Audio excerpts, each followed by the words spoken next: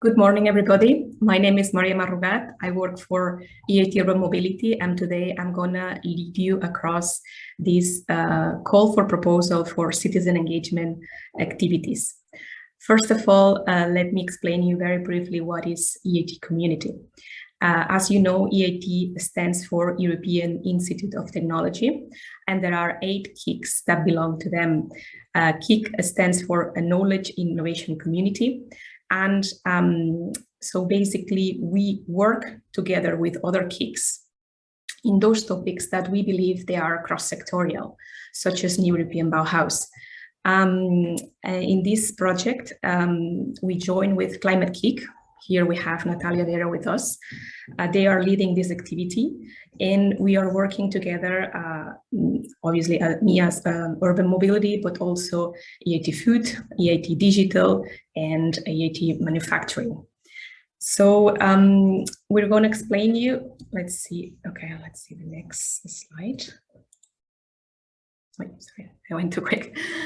So basically, here is the agenda. Natalia is going to explain you about what is this activity, where does it stand, this call, and tell you a bit more about what do we do. Then I'm going to lead you through the call, and my goal is that at the end of this session, all your doubts have been cleared and you are able to fill in the application form in a successful manner. And for that, we'll have questions and answers. We have 25 minutes for that, and the questions and answers can only be asked via Zoom, as the program you are in, and through the question and answer chat. Because I'm aware you can also use the chat, but if we start using 2 channels, we may miss one. So we decided that questions and answers is the best for asking questions. And then, of course, at the end, if you still have questions that haven't been answered, you can ask them by voice, but just be aware that this session is being recorded. So I now pass the floor to my colleague, Natalia Vera. Thank you, Maria, and good morning to all. So basically, what I want to do very briefly is to give you an overview of what the EIT community in European Bauhaus is, because today we met here to discuss and to answer questions around the 2 calls on citizen engagement that we just released, but you need to have in mind that this is a wider activity that includes other components. So basically, just to understand that the European Bauhaus is an environmental, social, and cultural initiative that combines at the same time quality of experience, sustainability, and inclusiveness to help deliver the European Green Deal and make it more human-centered. And why the EIT? So why the European Institute of Innovation and Technology, and why it's thematic pan-European knowledge and innovation community? So why us? Why EIT Climate KIC? Why EIT Urban Mobility, EIT Food, and the rest of the colleagues? Well, really, because we are well placed to play a key role in the design, implementation, and delivery, as well as dissemination of the European Bauhaus. If you think that we have thematic areas that cover climate, sustainable energy, digital, healthcare, food supply, urban mobility, manufacturing, and raw materials, you would realize that indeed we are key partners to make these real. So basically, next slide, please. What we're doing with this activity. Could we go to the next slide, please? What we're doing with this activity is to have this vision of having European Bauhaus products and services in the market, European Bauhaus policies at regional and local level, and European Bauhaus behavior and ownership by citizens. So how do we get there? And we get there through ideation and implementation activities. So the ideation ones are in green and the implementation ones are in blue. And you'll see that we're having European Bauhaus ideation awards, European Bauhaus online courses, European Bauhaus hackathons, and we're working around a set of New European Bauhaus challenges, taking from those resulting from the ideation and design phase of the European Commission, but adapted and tailor-cut by the KICs participating at these EIT community NEB activity. And the implementation activities are the NEB maker spaces, the identification and support of European Bauhaus citizen engagement projects, and here is where the two goals we will be discussing in detail today lay, and the identification and support of European Bauhaus startups. So if we go to the next slide, you'll see what we achieved last year. So these activities started last year, and it will last at least until 2025. So we have a wide horizon over there to work with these sustainability, inclusiveness, and aesthetics elements around. And our last year, our debut started with selecting 12 European Bauhaus startups and scale-ups that acted as pilots to us. So we really understood how to identify a NEB startup, how to support with specific acceleration programs and NEB startup. And we invested 500K to that end. From that experience, we extracted lessons learned that helped us to design a specific goal, the EIT community booster that we issued by the end of last year, where we attracted more than 1,000 applications, and it resulted in a selection of 20 ventures that performed very well these three elements in their business model. The investment over there is 1,000K, and we will be working with these 20 ventures throughout this year. There's a press release that was issued, I think, last week or the week before, if you are interested there. And we also created 2 European Bauhaus online courses that, by the way, are still available and online and for free. I think we do have more than 250 learners by now, but yeah, I didn't update these data, so apologies for that. But look, these are very, very interesting online courses that I would invite you to take if you have the time and the interest. One is about creating ethical and sustainable cities at the local level, and the other one is bringing urban nature into the cities of tomorrow. What we also did is to issue a couple of calls on citizen engagement, like we're doing this year. Last year, we attracted more than 100 applications, and we ended up selecting 16 very valuable projects with a total investment of 425K. There's a dedicated site where you could see where those projects are based, what they're about, and very interesting how they combine these 3 core elements of the European Bauhaus at the same time, working with different target groups. And we had more than 12,000 participants at the EIT Community NEB hackathons. They were all eligible for the NEB Ideation Awards.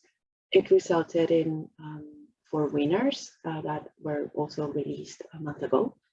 And through the YouTube channel that we created for this activity, we had almost 10,000 views in just 1 month. And we also developed several info sessions just to raise awareness of this activity, because we realized that this European Bauhaus is a very interesting opportunity, and there's appetite out there for it. But hopefully the raise of awareness is not yet at the level we would like. So we developed these sessions.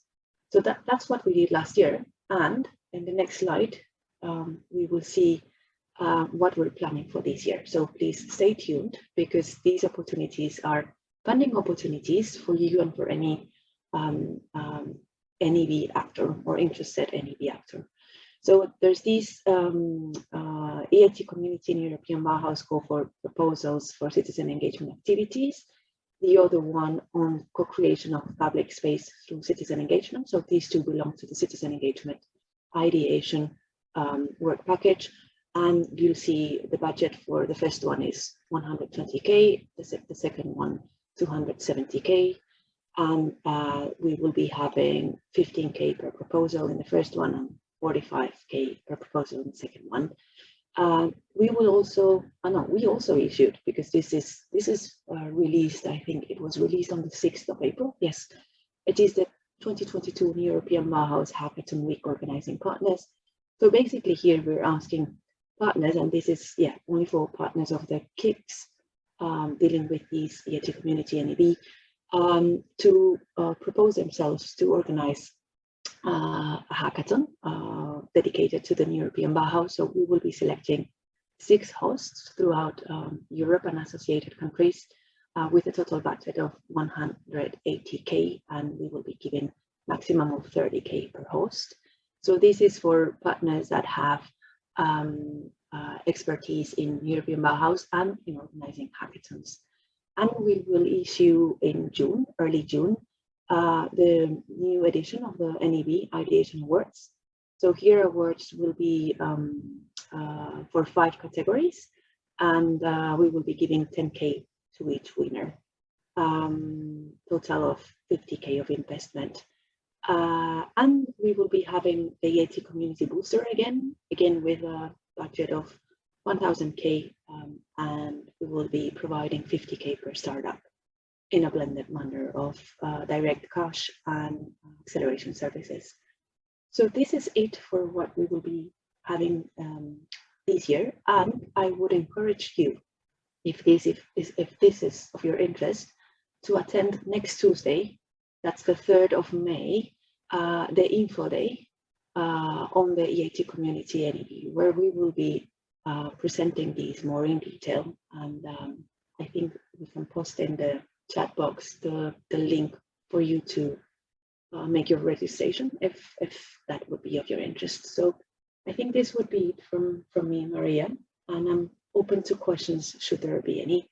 Yeah, I'd like to close my presentation with these beautiful images, just to show you with an image what we did last year and what we're doing this year. So basically these belong to a couple of startups that we selected this year. So the one in the left, it's about creating these lights, microfuel with soil energy.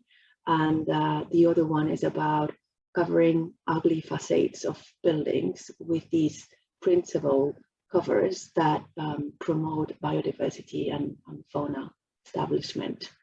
And then in the next slide, there are a couple of images around some projects we developed last year with the citizen engagement projects.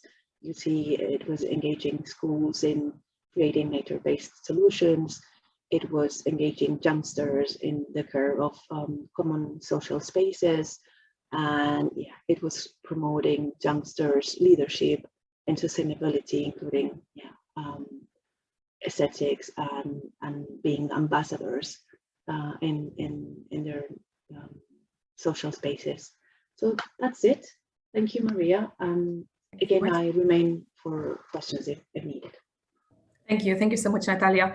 I don't know if we have any question specific to Natalia that's in the Q&A. Otherwise, you can still come up with questions afterwards. So we'll continue.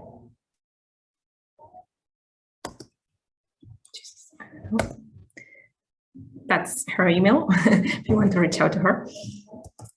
And okay, that's where we are now. So I'm gonna lead you through the citizen engagement TBT call.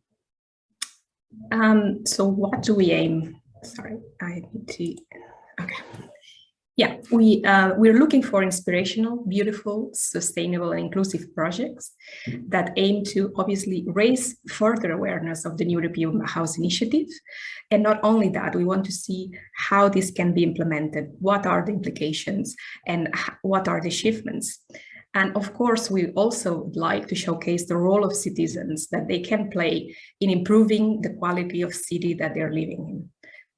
It's not only about citizens. We sometimes say citizens, but what we mean is also end users, because we are aware that not only the people that live in a city are involved in there. There are also people who work there, who study there, that can also have their say in how they should look like that city.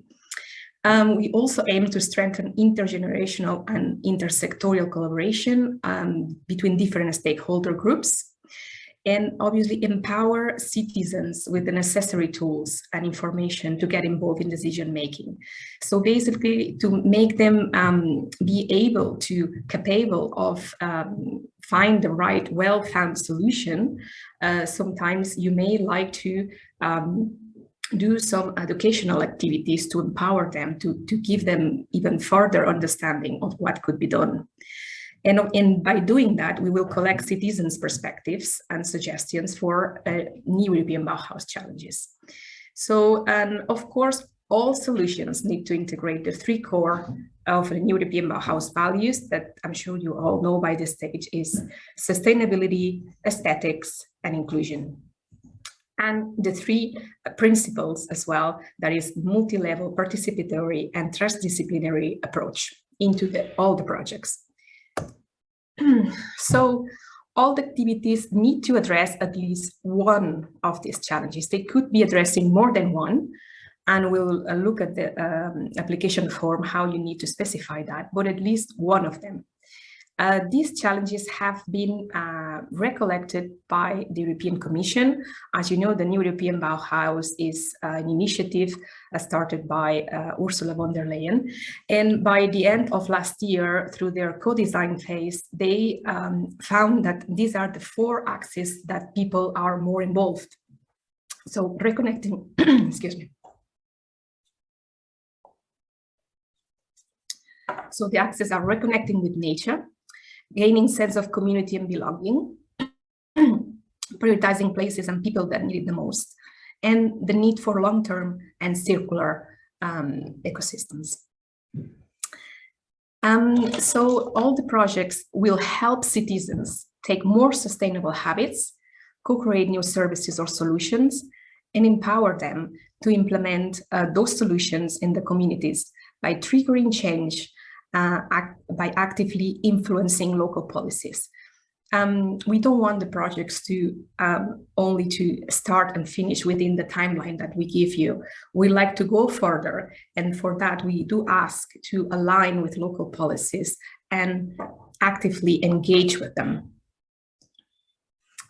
So what are the expected outcomes? If you look into the call text, I'm sure all of you have looked into there, but if there is somebody who hasn't found it yet, it's in our websites of Climate Geek, Urban Mobility, EIT Food. And for each challenge, we have a specific outcomes. Here I show just a summary of what do we like to see as an outcome. So co-design and co-stewardship of green spaces, natural-based solutions through public-private partnerships, social participation, co-design of public realm and commons, and all that always strengthening the inclusivity and equity and foster circular economy. Also social activation and education programs activities.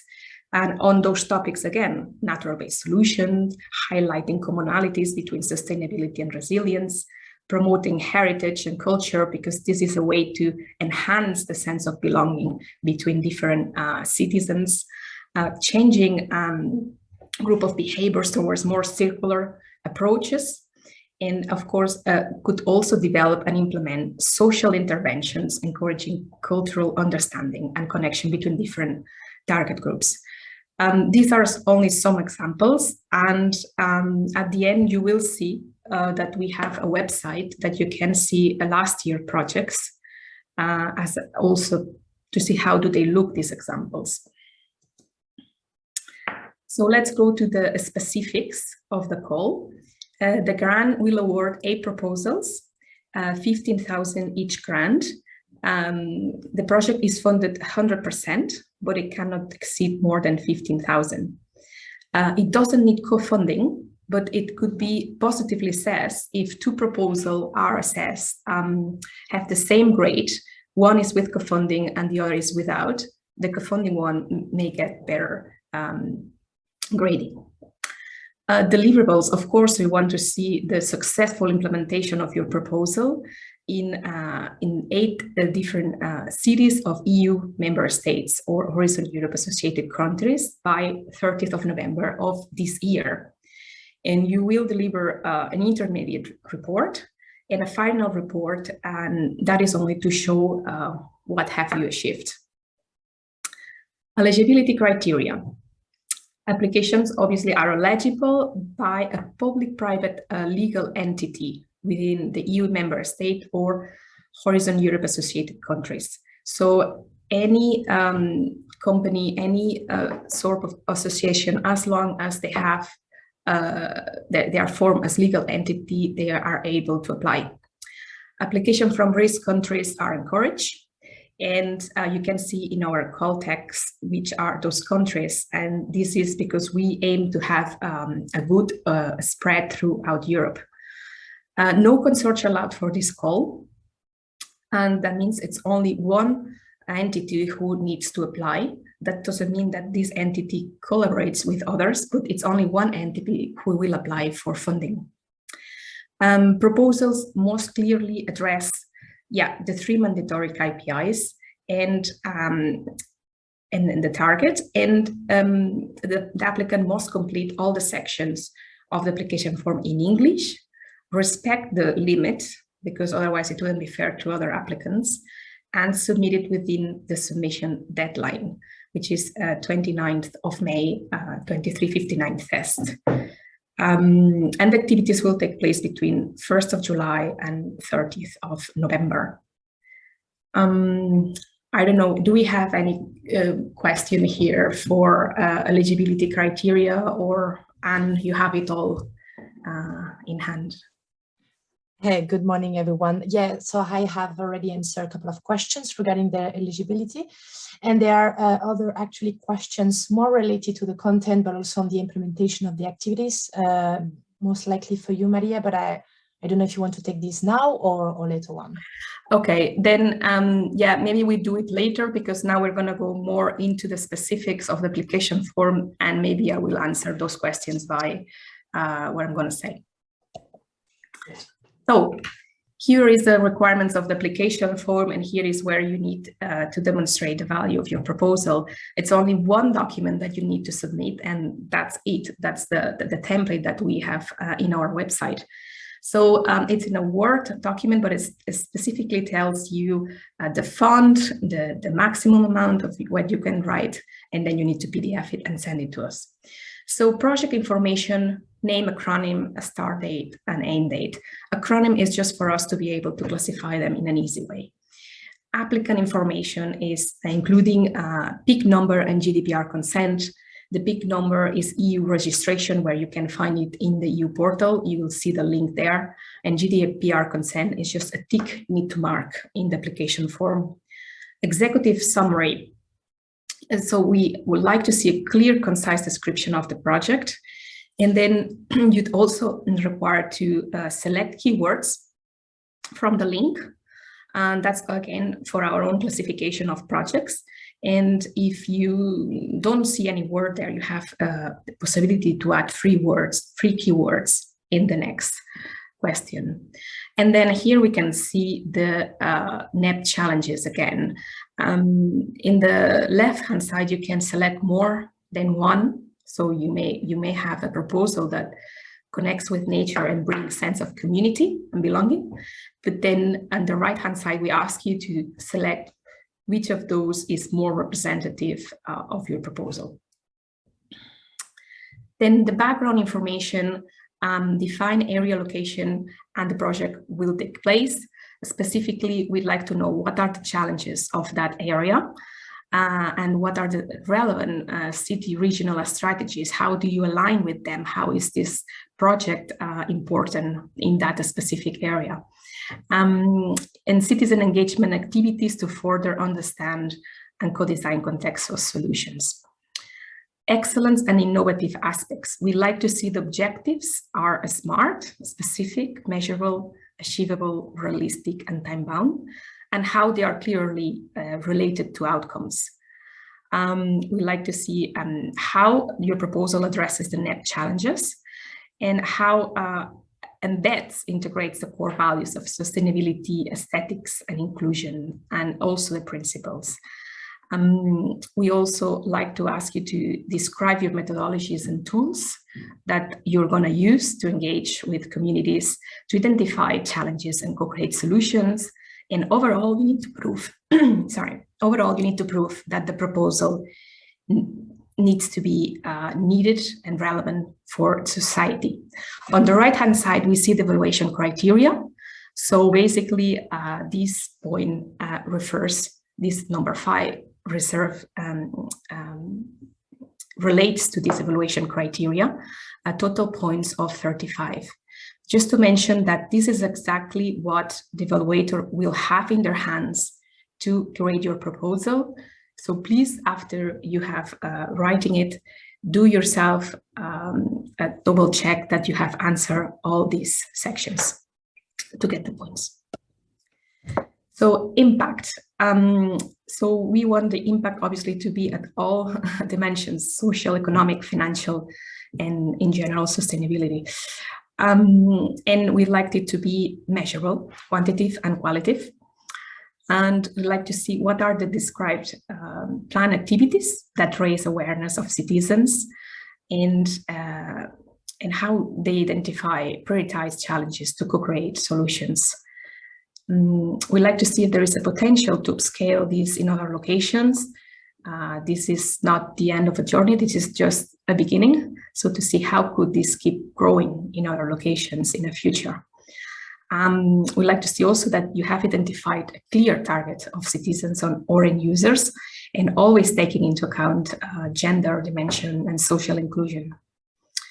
Again, the linkage of the city, district, or regional strategies and plans to resonate with them is very important, because again, we want to make impact, and the way to do so is to align with local policies.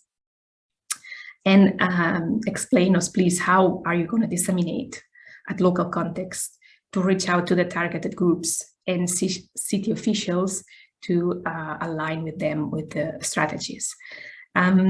For this section of impact, we have a total amount of 35 points. And again, you have here the questions. They're basically the same as we are asking you, but you will see how they are graded, each of them. Excellence and innovative aspects. So number 7, 8, and 9, so excellence and innovative aspects, contribution to mandatory KPIs and budget, refers to the implementation of the evaluation criteria. So here in excellence, you need to describe the work plan, the deliverables, outputs, milestones, identify risks and how they can be mitigated. Important to have a timeline and also the location. And we also value previous experience of the applicant in doing these type of activities. Then we ask you as a mandatory to comply with these KPIs. So basically, we'd like you to tell us how many good practices or lessons learned you believe you're gonna have at the end of this project. Minimum is 1. Good practice, there is a definition down there, it's very simple. It's a practice that has been proven to work well and produce good results, and therefore can be taken as a model. And lessons learned are analysis report of learning processes in the development of those activities. And then the other KPI is quite similar, is about how many of these results or good practices are you aiming to disseminate. So you may have 4 good practices, you may only want to disseminate 2, you may want to disseminate 4 of them. So we ask only the minimum, 1 and 1. Then we also ask you to have at least an engagement of 60 citizens or end users, because this is a citizen engagement call, and therefore we aim to have a good number of attendees to your activities, and 60 is the minimum, could be obviously more. Have a website, social media, and dissemination communication material. And then on the right-hand side, you have the addition of excellence 35 points, impact 35, and implementation 30. Now we're going to go through the budget breakdown. So we have two examples. As I said, you don't need to provide co-funding. So that could be an example of a proposal without co-funding. So personnel, subcontracting, it's a maximum of 15% of the total. So here is well below. Travel and subsidence, equipment and other goods and services. And then indirect costs, it's 25% of personnel and purchase costs, travel, equipment and other goods and services. All proposals need to have indirect costs at this 25%. And none of them should be above 15,000 unless you provide co-funding. And then this is the example B with co-funding. If you say, we have personnel already working in these topics, and therefore I can say that I bring co-funding as 4,000 of personnel, for instance, then yeah, you put it down as a co-funding. Oh, that is a mistake. It shouldn't be 1,000 of total cost of euros. It should be 19. Sorry, so the total cost of euros here should be 19. Oops, sorry. This should be 19. Then the total amount of the grant should be 15. And then the difference between the total and the 15 that it's granted is 4,000. Okay. And then obviously remember that every application needs to be signed, sent before the 29th of May, a 2359 test. So this is the mailbox. Please don't leave it to the last minute, because sometimes we have received applications 2 minutes past midnight and they are dismissed. And here are our emails from myself, Natalia, and Tommaso. Yes, and obviously it's important to also highlight that the winners of this call will have the opportunity to interact with the new European Bauhaus community, NEP Lab in Brussels, which is going to be its community to share information, best practices, relevant results, and so on. And I think, okay, this is the call calendar. Again, 29th of May, then we have a week of eligibility. We'll have the evaluation afterwards. Communication of results will be around mid-June. Conditions clearing is between lawyers, so or yourself and our lawyers to sign the contracts. And then the project should start no later than 1st of July and should finalize no later than 30th of November. And here we have some successful pilot projects. Maybe, Claudia, you can share the link in the chat.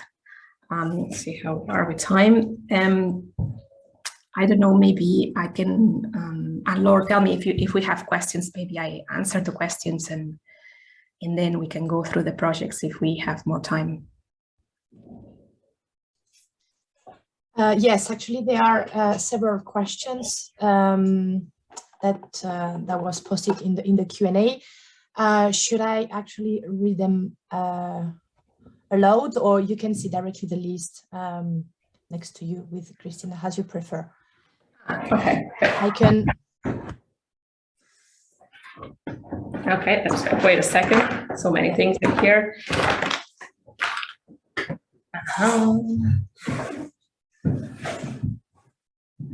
Okay.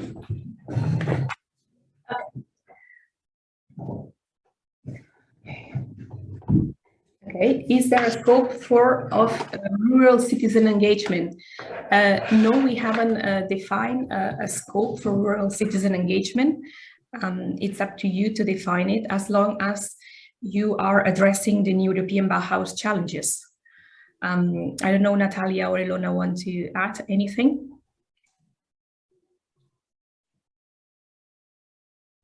Well, it is indeed possible to apply with a project that targets rural citizen engagement. So in terms of eligibility, it is possible. Yes, yes, it is, exactly. So regarding the calendar, of this call for citizen engagement activities, July, December. Is it possible to concentrate the co-creation and ideation activities towards the end of the period? As July is already soon.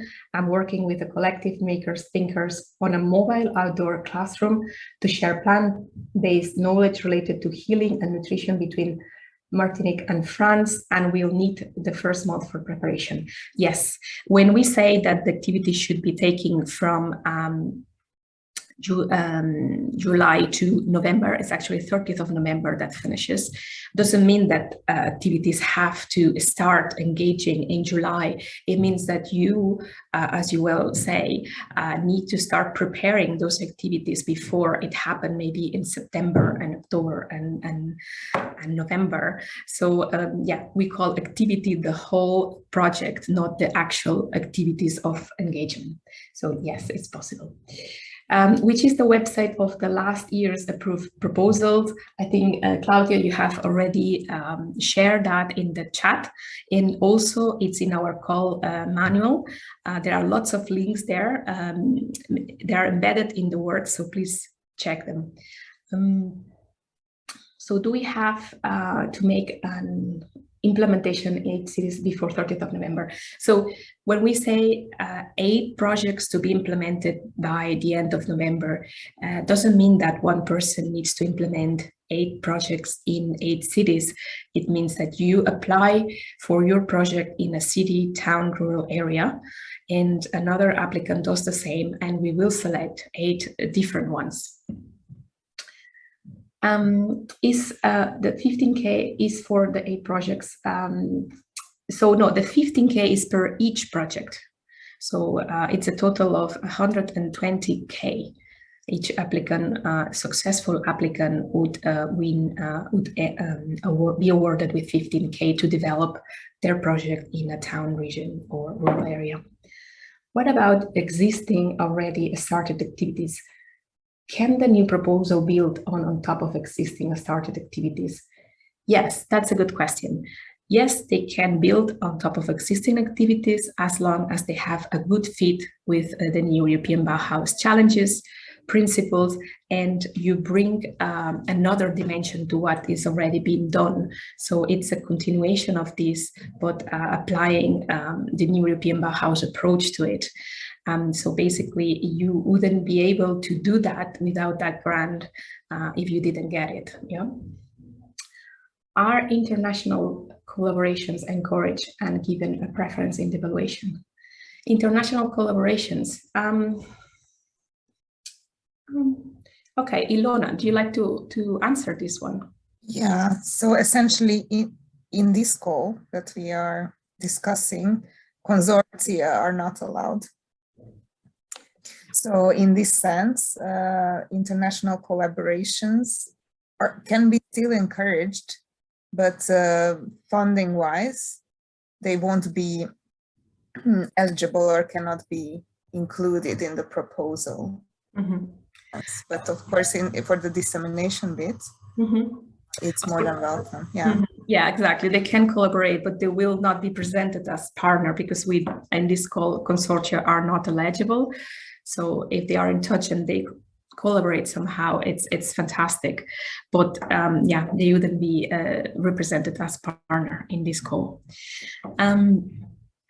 What if there is not a specific city strategy in the specific aspect of the project would tackle, but the project would make some pioneer activities? Well, if okay, they may not have a specific city strategy, but it should fit somehow in some area of local policy. And therefore, that absolutely, that project could make some pioneer and could lead actually to a new local policy after this. Ilona, you'd also like to answer. Please go ahead. No, I'm just tracking what's being discussed. I see you there, and I thought, okay, she wants to answer. No worries, no worries. Okay. I hope that's clear. Hello, how will the fund be allocated? So what percentage at the signature of the contract, the minimum deliverable process? Okay, that's depending on each kick. We usually pay, because we work, as I mentioned, with different kicks, and depending on which topic do you tackle with your proposal, you will be assigned one kick or another to do the administrative part. Obviously, we will work cross-sectorial with other kicks, but one kick will be your administrative to give you the grant. And I can say for urban mobility, we pay in 3 payments, and I cannot tell you much more about the percentages because I think each kick would vary. But yeah, at the end of the year, you would have been paid. What do you expect as indicators, such as number of intervention, which are designed by citizens, number of implementation, number of participation, like that? Okay, we do have some KPIs, as I mentioned, about good lessons learned, good practices, number of citizens engaging, and these are a type of quantitative indicators that then through your project, we always ask you about what is the impact, how is this impacting in the social, in the environment, and in how are you impacting in local policies. And that's also a very good, interesting indicator to look at, that we will be also assessing as part of impact. Alex Baum, when will the funding be distributed? That's again, yeah, it's in 3 payments and it's through the year, but I can't tell you exactly the dates. I mean, there is one initial payment when you sign, and that's in July, I know that, and then the other 2 will follow. You mean of good practices codified include the one we implement in the project? You mean no? Of good practice codified included the one we implement in the project? I'm not so sure I understand this one. I don't know if the number of, I think it's referring to the KPIs. Regarding the KPIs, if it's the number of good practices included. Yeah. That's it. The number of good practices. Yeah, that's the KPI. Yeah. Could you please explain the link difference of this EIT community environment culture? Okay, yes. Now, as you know, at 10:30 we start the webinar of the other call, co-creation of public spaces. So this call, for instance, is mono-beneficiary, is only for one partner, has more of a reduced scope in terms of more limited budget, 15K, and the challenges are the same of both calls. I'm sure you've seen that, but the outputs are different. And the other call, we also aim for prototypes of products and services, while in this one we focus much more on the co-design educational activities, which can also be part of the other call as long as they achieve for bigger scope and prototypes and products.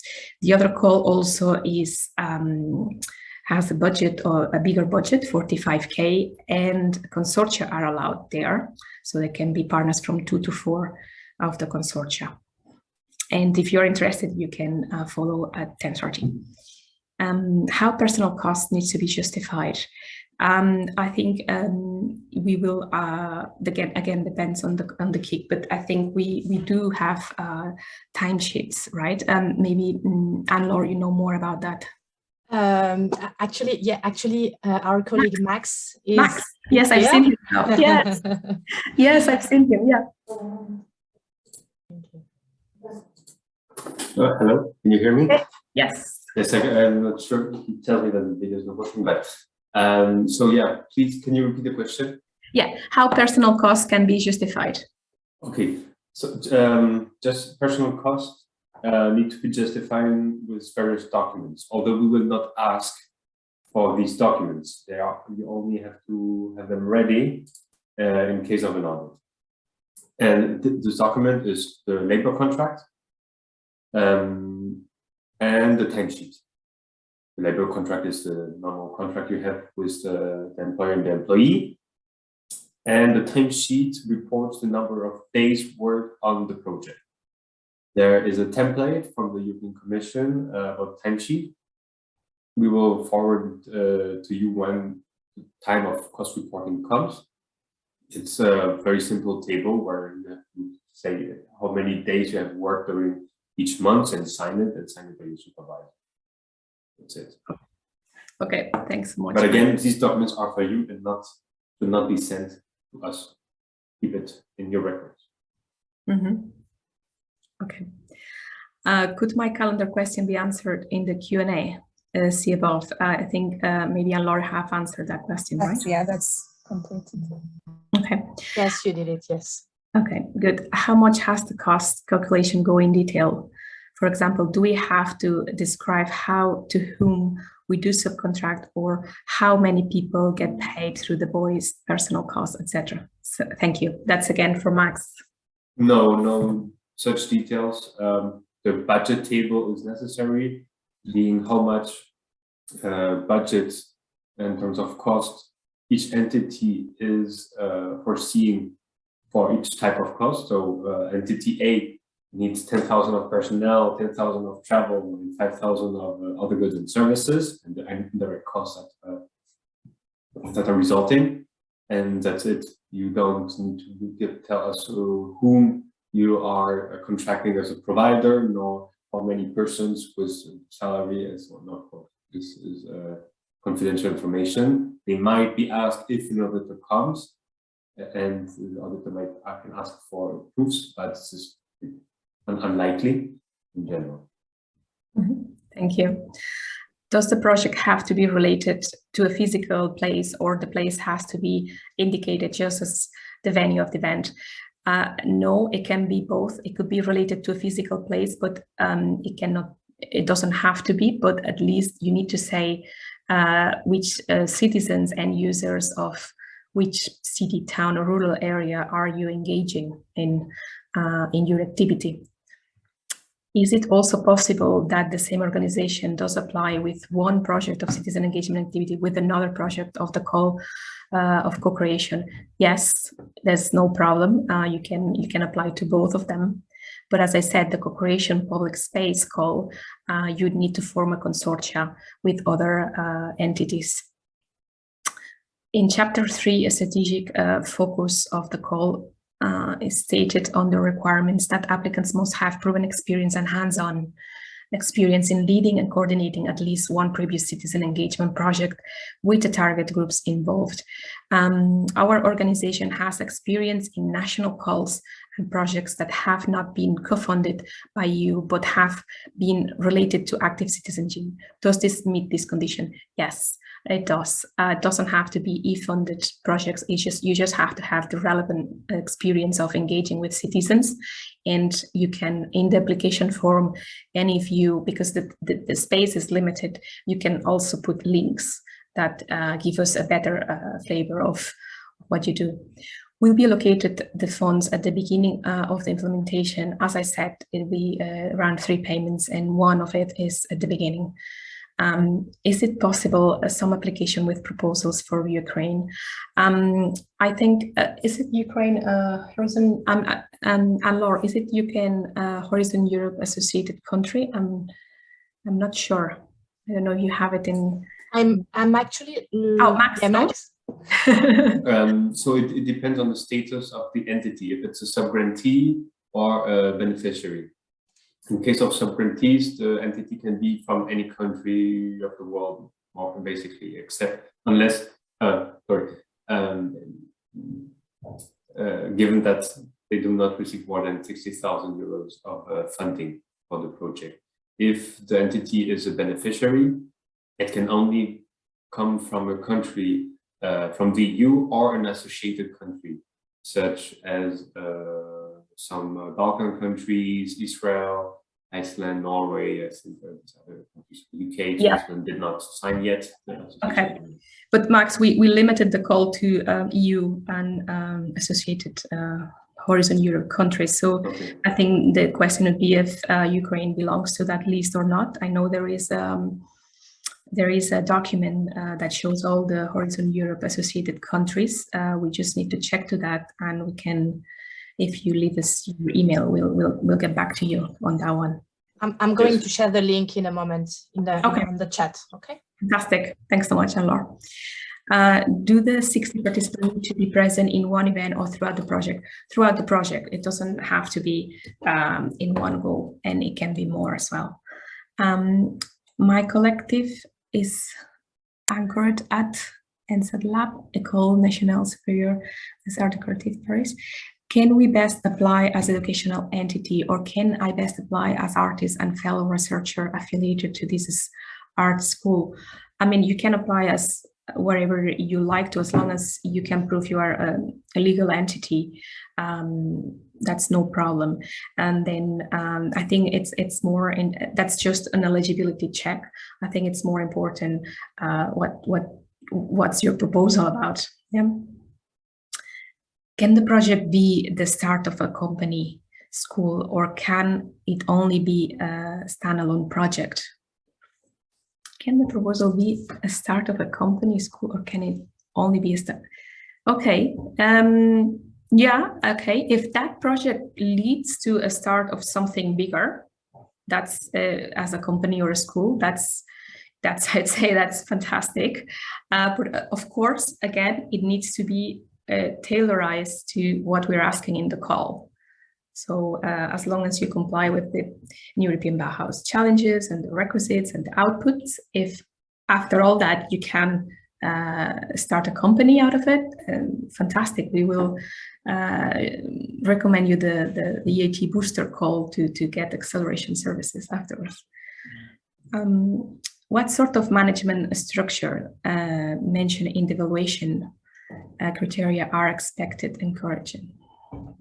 Management structures. I'm not sure. Anne-Laure, maybe I can take this one. Yeah. Well, actually, what we want to see, or the evaluators will look into your proposal, is actually you have some mechanism inside your, in this case, this is a single entity applying, that this entity has actually some procedures or processes in place inside the organization to be able to properly manage the project. So this looks like, for instance, having a person dedicated to that project, having even inside the organization, you know, a finance contact or a person dedicated to make sure the communication is going well. So, you know, that you have dedicated persons to be able to actually properly implement your activities. And in terms of processes, it's a bit also up to you, but also make sure, you know, you have mechanism in terms of risk management. If there is a delay in your activities, or if there is, you know, some unforeseen circumstances that delay or that need to make changes in the project. So make sure you have some mechanism in place that you can react quickly, and you know, and of course you communicate. You have a communication plan also to make sure we EIT Mobility or other colleagues from KIC are informed, etc. So having some mechanism and people in place ready to be able to implement correctly your projects. I hope this is clear. Thank you. Yeah, another question about the money that we have already answered. The 4 challenges quite broad: long-term, life cycle, and integrated thinking industrial system. Could you describe a bit more? Yes, it is described in the call text manual, and it does refer about all the potential design of products or services that are tackling more resilience and circular economy. Yes, please check the call manual, and there are examples there of potential outputs and projects. I don't know, maybe Ilona or Natalia can mention one of them.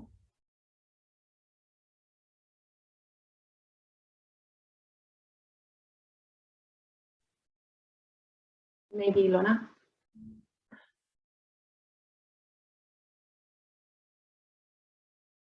No.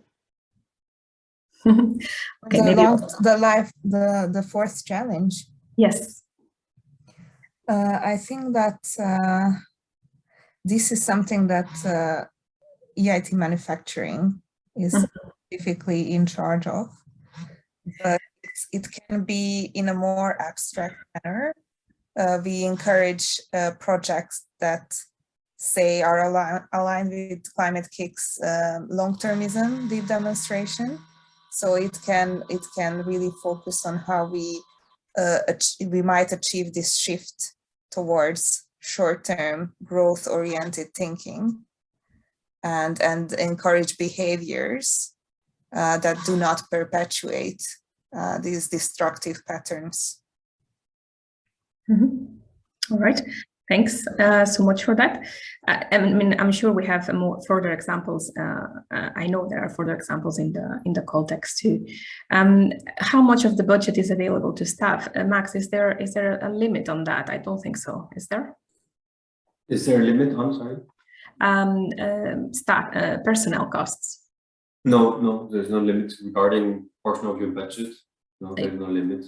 Just be aware that you always have to include the 25% of indirect costs. So it cannot be 15 grand to personnel. It would be, well, also the time personal costs are quite a large amount, of course, of the budget. Can you name some examples of indirect costs?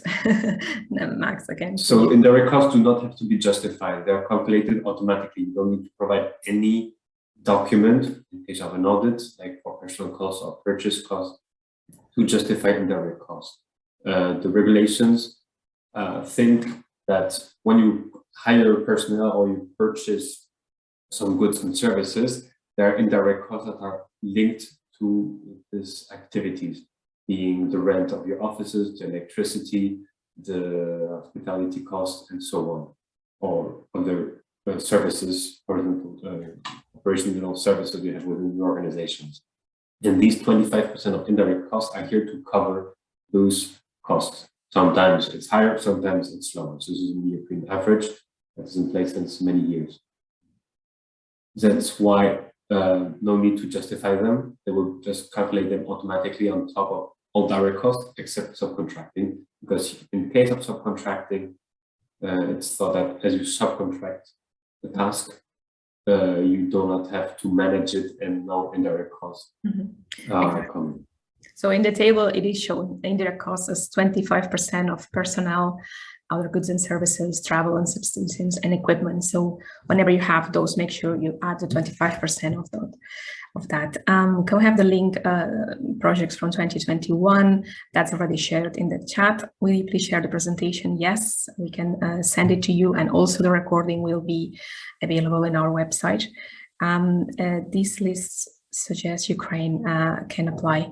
Okay, then here is someone who has already checked the list of countries from Horizon Europe associated countries. Thank you, Eva.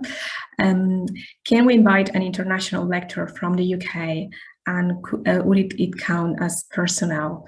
Which budget line? Thanks. So there are various ways to contract them.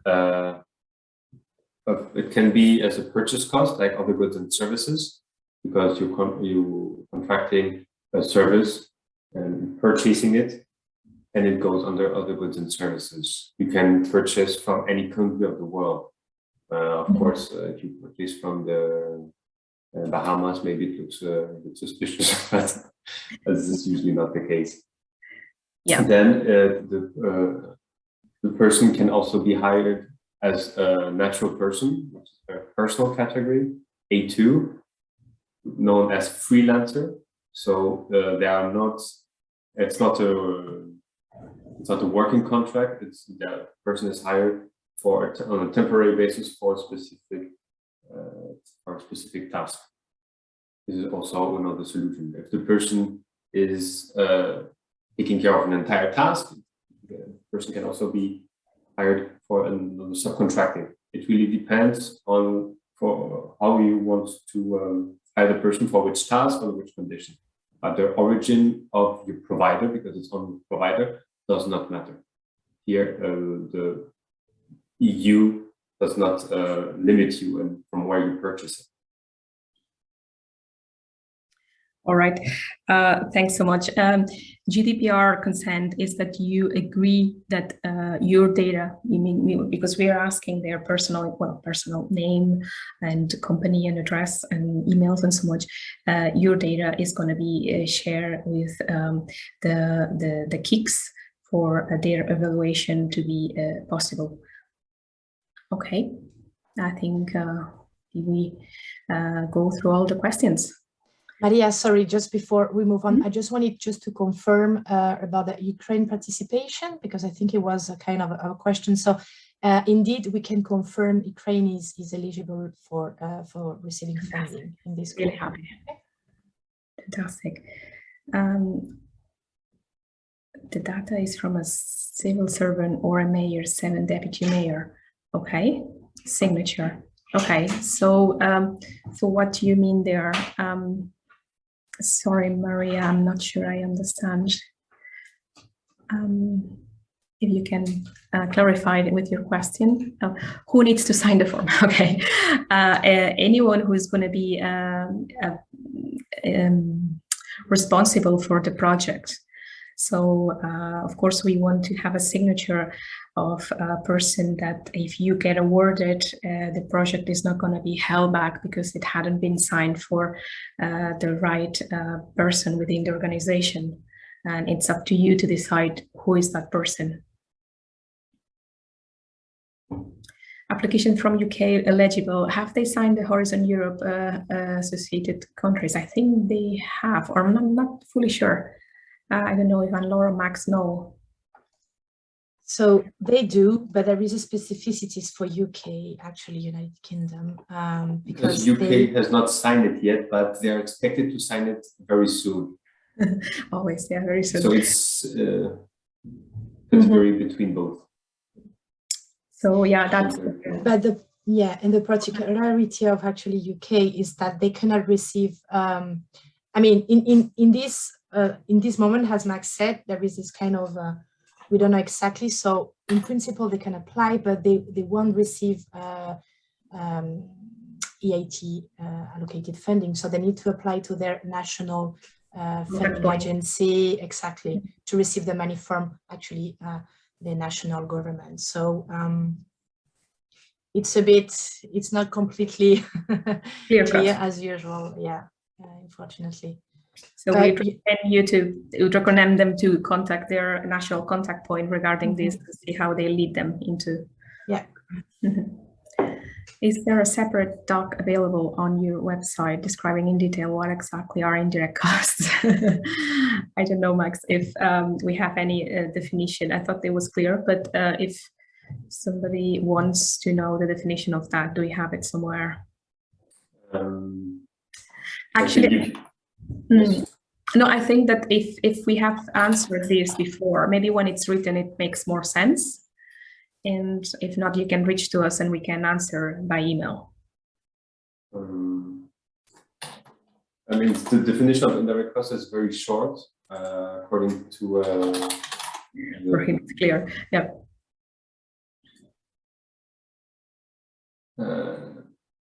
Indirect costs in Horizon Europe are reimbursed at a flat rate of 25% of the eligible direct cost categories, personnel and purchase costs. And basically that's it.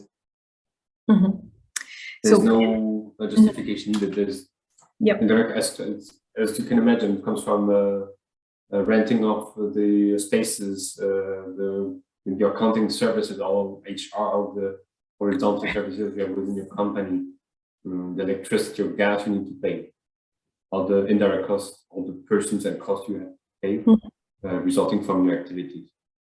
There's no more definition than this. And one can calculate it themselves, as we mentioned before. It's 25% of personnel, travel, subsistence, goods and services, and you don't need to justify it. So you do your own numbers there. Will the meeting of the 3rd of May explain how the EIT booster works? Yes, Natalia, isn't it? We will give a flair of all the activities and including the EIT booster.